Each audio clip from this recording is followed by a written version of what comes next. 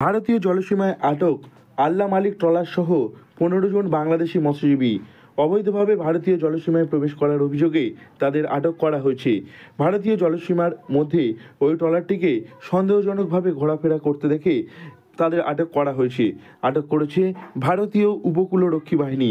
আটক হওয়া 15 জন বাংলাদেশি মৎস্যজীবীকে ট্রলার সহ দক্ষিণ 24 পরগনার ফ্রেজারগঞ্জ বন্দরে নিয়ে আসা হয়েছে।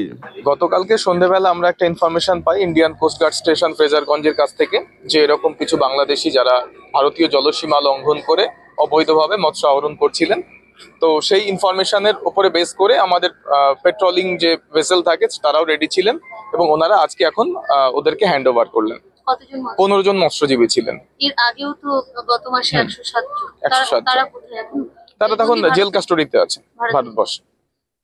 এই যে বারে বারে অনুপ্রবেশ, উপকূলের নিরাপত্তা নিয়ে তো একটা প্রশ্ন থাকছে। না, আমরা সবসময় তো যদি কখনো কোনো ইনফরমেশন আসে সেই হিসাবে অ্যাক্ট করছি, কোনো ভয়ের কোনো কারণ নেই। বর্তমানে ভারতীয় উপকূলরক্ষী বাহিনীর পক্ষ থেকে তাদের ফ্রেজারগঞ্জ উপকূল থানার পুলিশের হাতে তুলে দেওয়া হয়েছে। পুলিশ ধৃত 15 জন বাংলাদেশি মৎস্যজীবীর বিরুদ্ধে অবৈধ অনুপ্রবেশ এবং ভারতীয় জলসীমার ভিতরে অবৈধভাবে মৎস্য আরোহণের মামলা রুজু করে তাদের কাকদ্বীপ মহকুমা আদালতে পেশ করবে।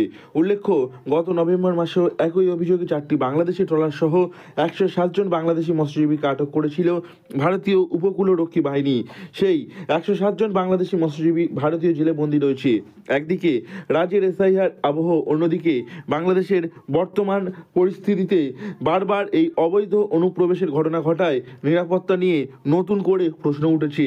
তবে উপকূল রক্ষায় সর্বদা সতর্ক রয়েছে প্রশাসন, এমন কথা জানিয়েছেন সাগরের এসডিপিও সুমন কান্তি ঘোষ। ভারতীয় জলসীমা কেন বারবার লঙ্ঘন করছে বাংলাদেশিরা তা খতিয়ে দেখা হচ্ছে। গত কয়েক মাসে এই ধরনের প্রবণতা বেশি সামনে আসছে, ফলে আরও সতর্ক অবস্থানে রয়েছে উপকূলরক্ষী বাহিনী ও স্থানীয় পুলিশ প্রশাসন। বর্তমানে আল্লাহ মালিক ট্রলার সহ 15 জন বাংলাদেশি মৎস্যজীবীকে আটক করা হয়েছে।